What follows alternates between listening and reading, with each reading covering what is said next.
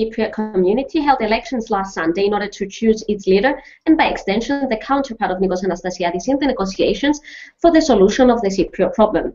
Yesterday's procedure was just round one, as neither of the candidates got the 50% of the votes required to be elected. A round of ballot will be held between the two independent candidates, Derviş Eroglu and Mustafa Aygin, on Sunday, April 26th. Now, we have here with us two Turkish Cypriot journalists in order to see how this whole procedure went and where it goes from here. Does it have any special meanings, and what are they? I'd like to welcome Esra, Aygin, I hope I'm pronouncing the names right, and Yurakul, yes. both Turkish Cypriot journalists. They've been following political issues for quite some time now, and I think they're the most capable of discussing this issue with us today. Lady and gentlemen, I'd like to welcome you to Sigma Live Hangouts. Hello. Thank you for having us. Of course. How did you see this election yesterday? Was the outcome expected? I think there are some expected outcomes and some surprising, unexpected outcomes. I think the Turkish Cypriot people gave a clear message that they do not want the continuation of the status quo. When you look at the percentage of votes cast against Mr. Eroglu, and the amount of votes which have gone to candidates who openly advocated and argued change and the different system and the change in the way things are going, we can say that Turkish Cypriots do not want the continuation of the status quo. They want a clear change, and I think this was a very big message against Eroglu, which will continue to the second round. It was expected. The community were arguing that this election was actually a battle between those, let's just say, Cypro-centric school of thought, and then those who are still clinged to Ankara's way of viewing and reacting to the Cypriot problem. Would you say that is accurate? I would say so, yes. In my opinion, this was the victory of Turkish Cypriots who wanted a more respectable stance towards Ankara, to be respected, to have a voice, and the Cypriot identity, because Mr. Aygin clearly stood by the Turkish Cypriot identity, the Cypriot identity. He was representative of the Cypriotness, a more, a respectable, honorable stance in the face of Ankara, less intervention by Ankara. So I would say that that opinion, that comment is right, in my opinion. Would you agree, Yurakul, with that? Yes, I do agree very much with what my colleague Esra has talked about. She has argued favorably in favor of a leader who is very much pro-solution, pro-federation, and pro-change. Of course, it's important to understand the arithmetic of the elections. None of the top four candidates were able to garner the 50% votes that they needed, the absolute majority that they needed. But here, the ranking was very much predicted. We knew that Eroglu would still lead with most votes, and of course, we couldn't determine whether it would be Siber or Aygin who would be Eroglu's rival in the second round. But what was very surprising here, and I would just like to add to what Esra said, was how low the number of votes Eroglu got. He got around 28%, and as far as I recall, Eroglu has never received below 30% of the votes.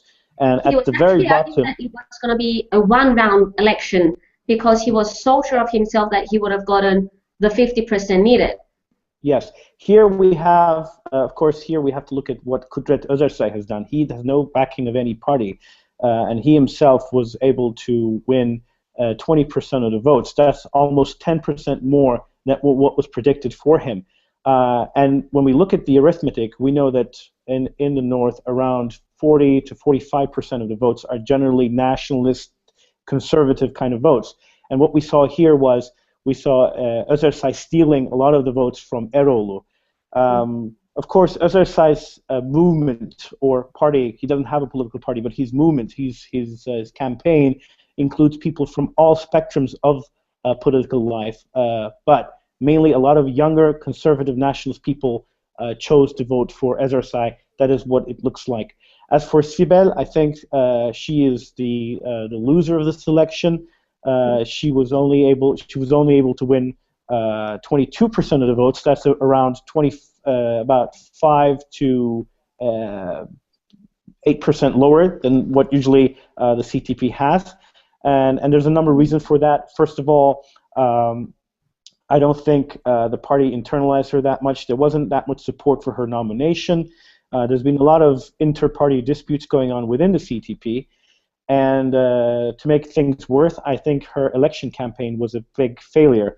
The slogans were not catchy enough. They did not appeal to voters who preferred to have a more Cypriot leftist tendencies.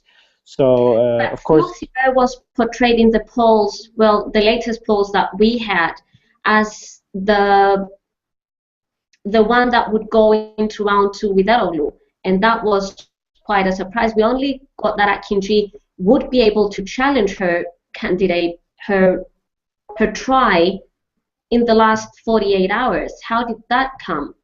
A lot of people from within the CDP they were not very happy with her nomination, and I think the way her election campaign was carried out, those people, those disgruntled normal CTP supporters, they either chose not to go to the ballot, the polls, or they chose to vote for Akıncı. And so, of course, what will happen now in the second round, whether the CTP will be supporting Akıncı or not, that will be clear tonight after the CTP has a party assembly meeting. The party will decide whether to officially support Akıncı or not. But that's not important in my view. Who's going to side with whom, though? I'd like to stand on the fact that the turnout was at 62.5, if I'm not mistaken, around 60%, which makes not turning out a lot higher than usually. Why did people reject going to the ballot in the first place, if this is such a serious election as it is perceived to be, since we get a lot of talk that this is going to be the year that the Cypriot problem is going to be solved. We get talks about a plan that's already in place and that we just need people to implement it and vote on it and decide on it. Why did people did not go to the ballot? Esra?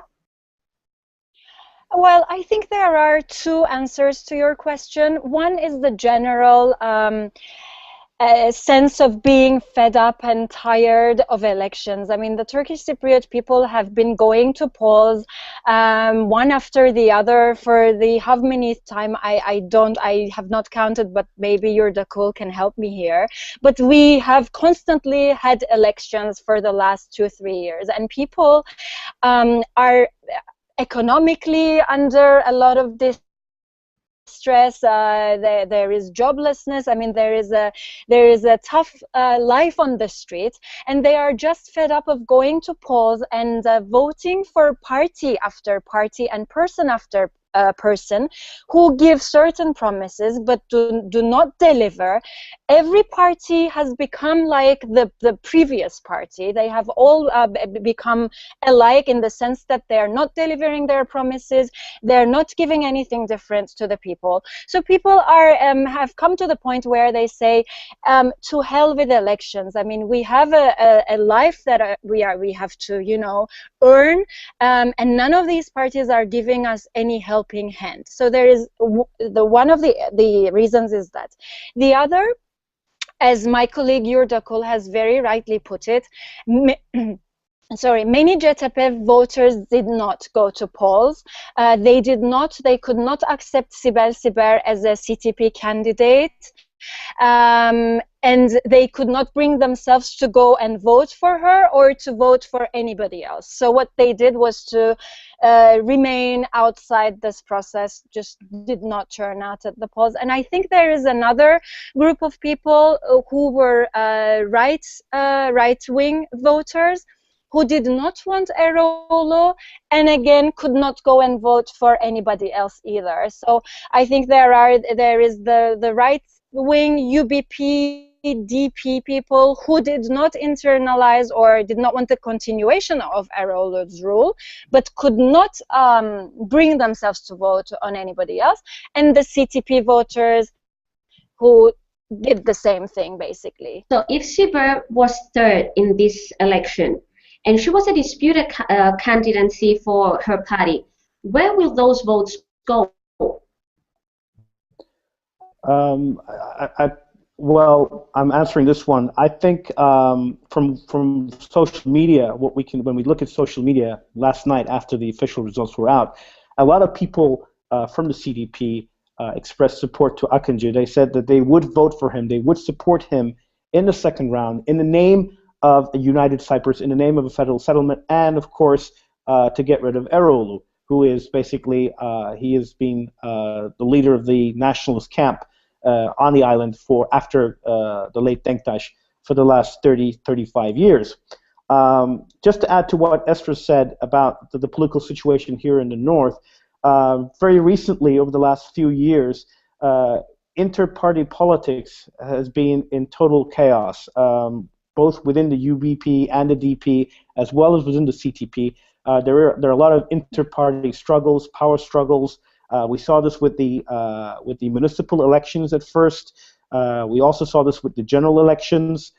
So there is this constant upheaval within the political parties, which has also affected voter turnout. A lot of people are not happy with their parties. They're not happy with who their parties have nominated, and so as a sign of protest, they have refused to go to the ballots. As to what the CTP will do in the second round, well, as I said, the party will decide tonight. There will be a party assembly meeting at the Republican Turkish Party tonight, and the party will decide whether to officially support Akıncı or not. Of course, in my personal opinion, for CTP not to officially support Akıncı will spell disaster, because Akıncı at the moment, he's the only person that is standing against the chance to get rid of Erol. And so I'm assuming that people who want peace, who want a settlement, who want the negotiations to move forward, despite their political differences despite the differences of political views between the two parties, will head to the polls.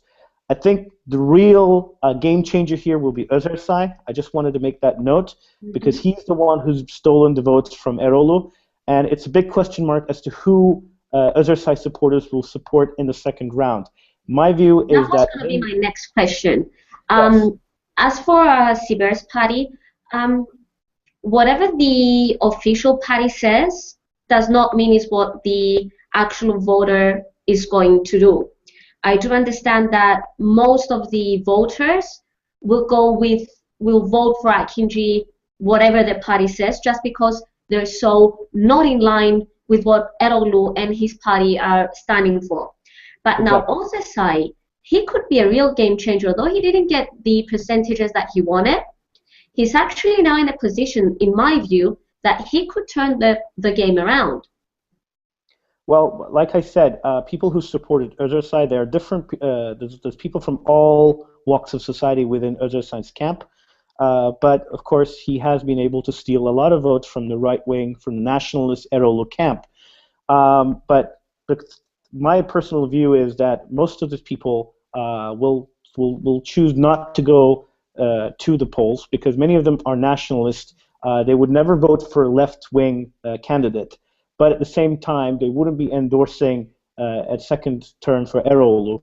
So my opinion, and this is the reason why Özerçay last night, it was a call by Akıncı for support from Özerçay, and Özerçay said that he could not officially support Akıncı, and that he would leave his supporters to decide on their own free will. This is not just for the elections, but also for his own future political career. I think Özerçay does not want, it's a sensitive issue. He doesn't want to scare off people that he's managed to attract to his movement, to himself, to his views. So in this case, I think a lot of people from Özerçay's camp will not be voting in the second round of the elections. And how will absence work for the two candidates now? will absence favor one or the other, or will it not make a difference at all? Well, I would assume that people who won't vote for Erolu will, of course, this will reflect positively on Akıncı's campaign and his chances of being elected for the second round. Esra? Yes, I think that we would be safe to say that Aygin has much higher chances of winning in the second round, because even if CTP, which I think is not possible, but even if CTP tonight decides not to support Aygin, almost half of CTP base has already voted for Aygin anyway. So, I mean, I think it would be safe to say that 90–95% of CTP voters would feel very comfortable and happy going and voting for Aygin, no matter what the CTP decision is, which I don't believe would be negative for Aygin. I think CTP will put its support behind Aygin, and the voters will go for him. As for Erolu, as for Kudret Özersay, sorry, he does have supporters from a very broad range of in the political spectrum. There are some people who are pro-solution, who are pro-change, and really believed in Özersay's sincerity in challenging the system, challenging the politicians, and challenging the status quo. So I think they will not have a problem going and voting for Aygin. I think that's the way they will move. Some of the right-wing supporters who went for Özersay are clearly against Erolu, and the worst they will do, I think, would be to stay away from polls, not vote at all, rather than going and voting for Erolu. So I think Aygin has much higher chances in the second round. And what is as Yurakul said, amongst the voters in general? Are they happy with how the voting went on yesterday? How the future is looking? You said Aygin is well, he has higher chances of getting voted in office. What is the general sentiment? Is the average voter ready for a change of this caliber from Erolu to Aygin? Well, I had a Greek. Sorry. No, please go ahead. Okay, sorry, by the way. I had a Greek journalist friend who said with the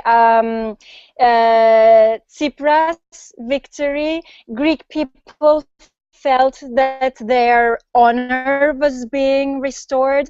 I think that is the feeling among the most of the Turkish. Their voice is going to be heard now. I think they believe that they will have a better relationship with Turkey. Aygin will not allow Turkey to tell Turkish Cypriots off, left and right.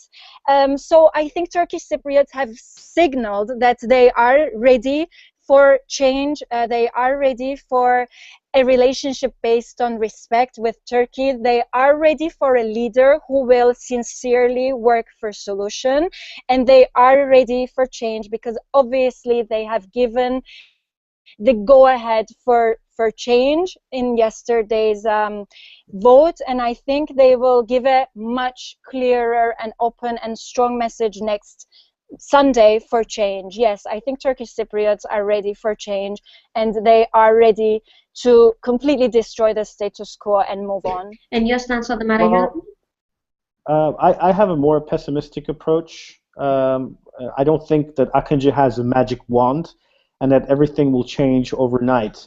We have to be very realistic, particularly when it comes to the Cyprus issue, when it comes to settling the Cyprus problem. We know that there are many different factors involved, external factors as well, such as Turkey, the European Union, the United Nations, the US, and of course the two communities here on the island.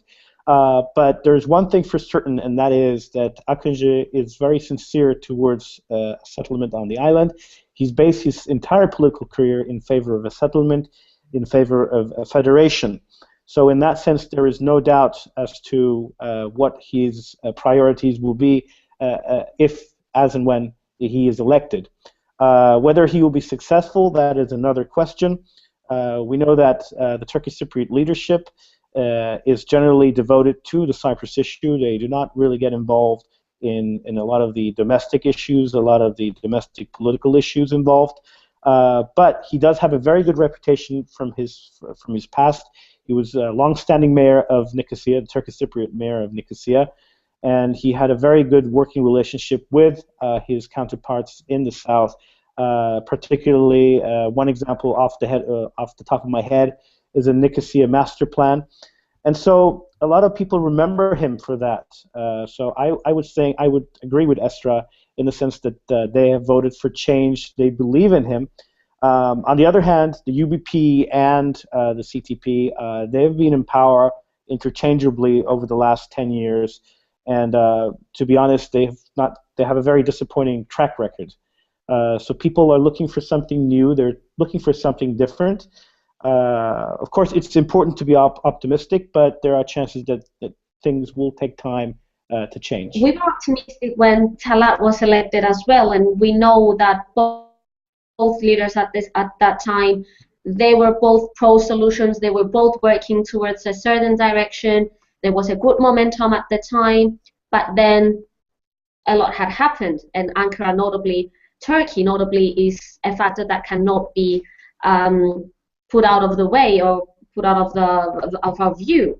Would you say that when either of them is elected, either Eroglu or Akinci, would things be any different essentially, like in their core, or is it just the faces that are changing because Turkish line of dealing with the Cyprus problem will not or doesn't seem to be at a point now or in the years to come?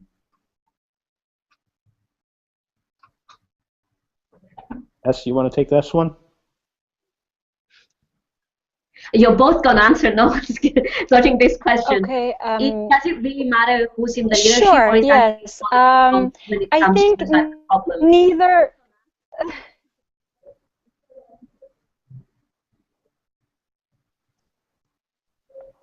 Neither statements are true.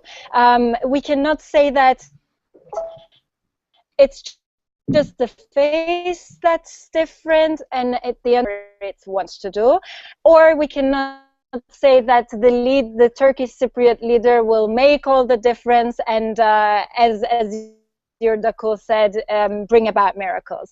However, the Turkish Cypriot leader is very important in the sense that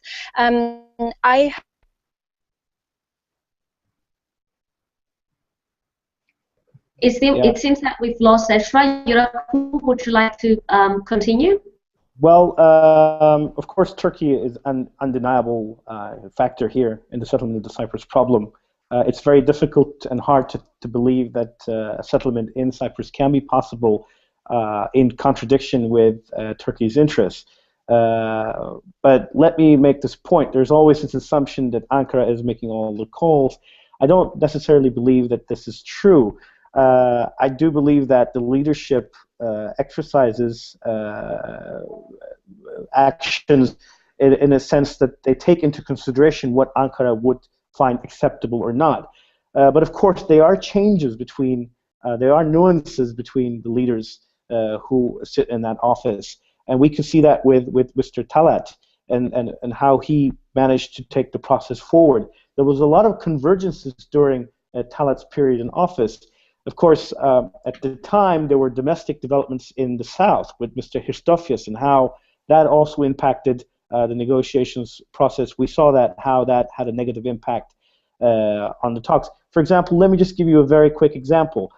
There was the opening of the Lidra crossing and how, if you recall, they built a footbridge over the Lidra crossing.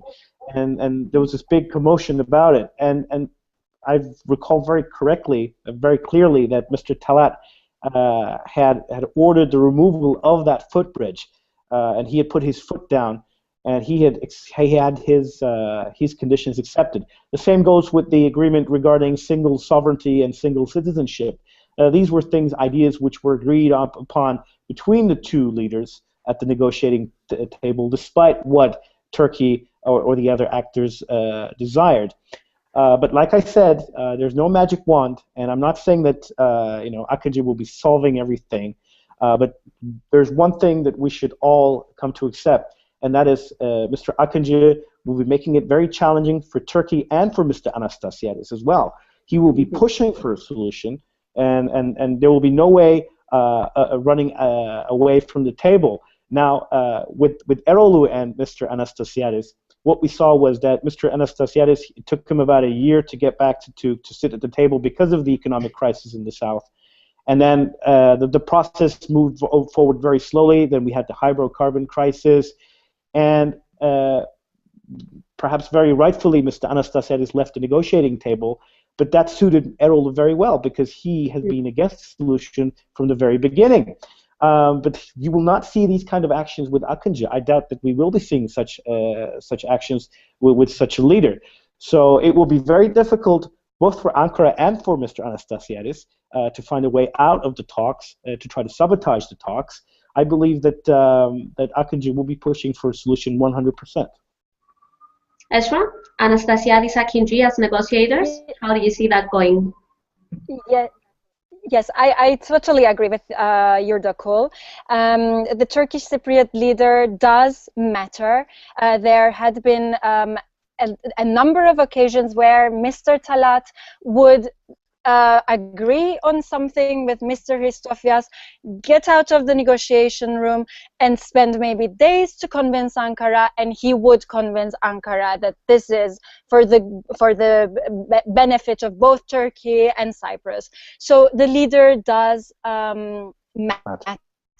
And Akıncı will definitely be the force here, and if he has a very high percentage of the Turkish Cypriot community behind him, supporting him in his efforts to solve the Cyprus problem, he will be able to convince Ankara, fight with Ankara for certain things, and also force Anastasiadis to, not be as harsh on certain points too. So he will be a challenge for both Anastasiadis and Ankara on a positive way, in a positive way towards solutions. So I think we will see a more fruitful and productive negotiations process with Akıncı and Anastasiadis. Come April 27th, the next day of the round 2 election. If Eroglu wins this election, what would be the sentiment within the Turkish Cypriot community? Seeing as Akıncı got such a high percentage of votes, would that work as a pressure to Eroglu to change somewhat his ways, especially in view of the Cypriot problem and other topics as well?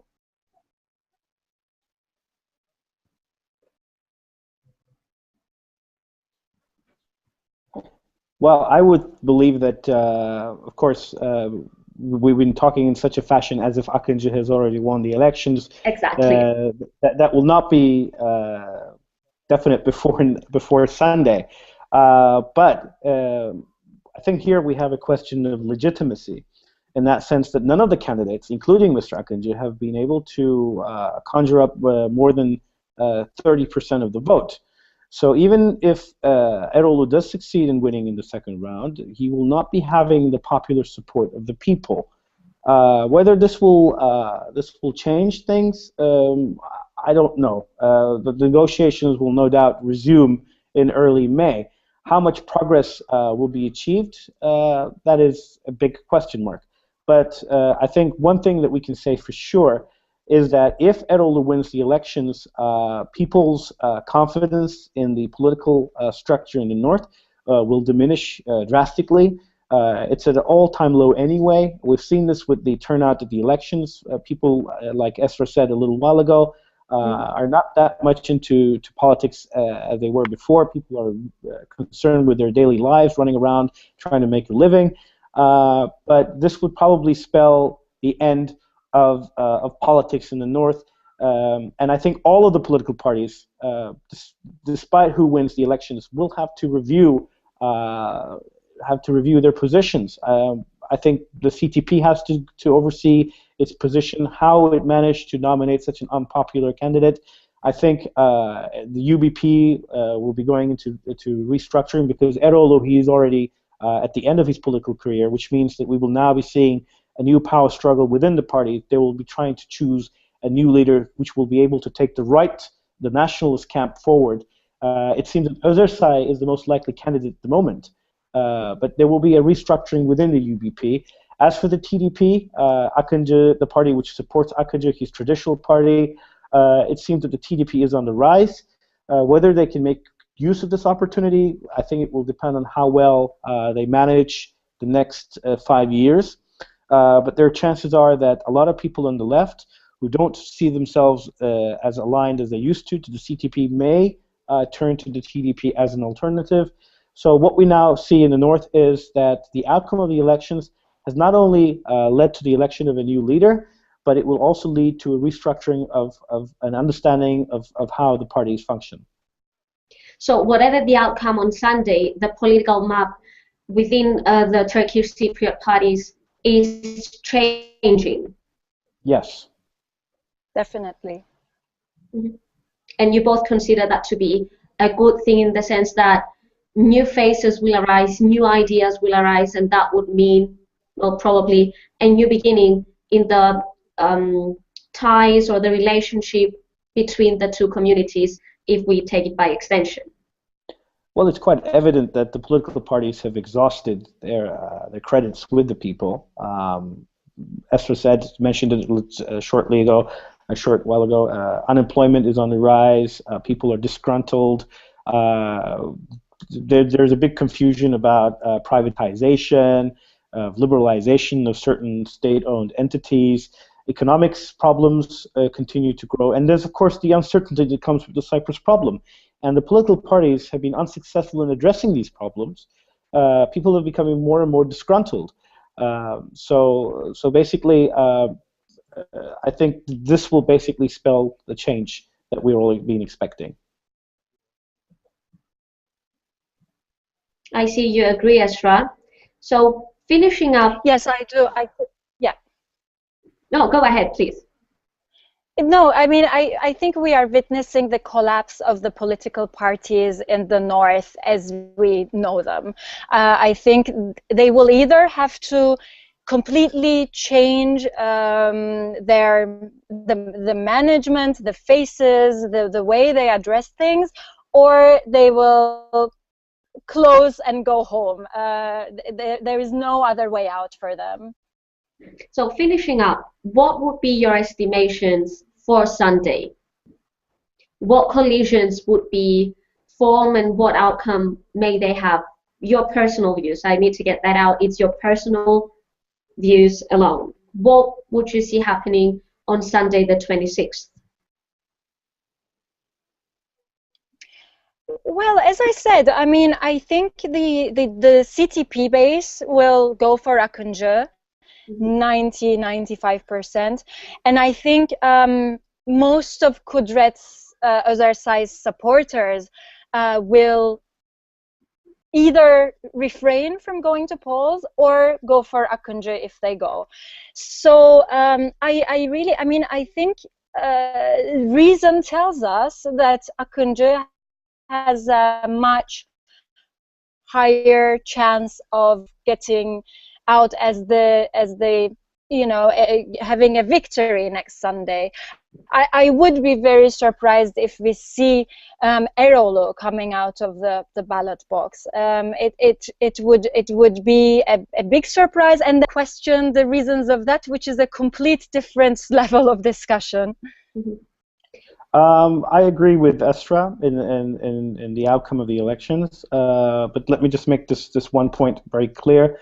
I think Erol's camp will do all they can in this next week to try to win more people over, try to change the balance. I am predicting, it's just my own forecast, that Akıncı will win something around 55–60% of the votes, and Erol will remain somewhere between maximum of 35, maybe even 40% to be optimistic. But I don't think that he would succeed in even reaching 40%. You're foreseeing a quite big difference between the two. That would pose no problems in the society. Well, Erol already has 30%. Erol already has 30%, and if he were to win a few more percentages from Özersay's camp, that would make it perhaps 35, at best 40%. But if, like could Turkey's intervention push his percentages further up? I doubt it, because it's obvious that he does not have the backing that he wanted. We knew weeks ago that Erol's campaign was not going that well.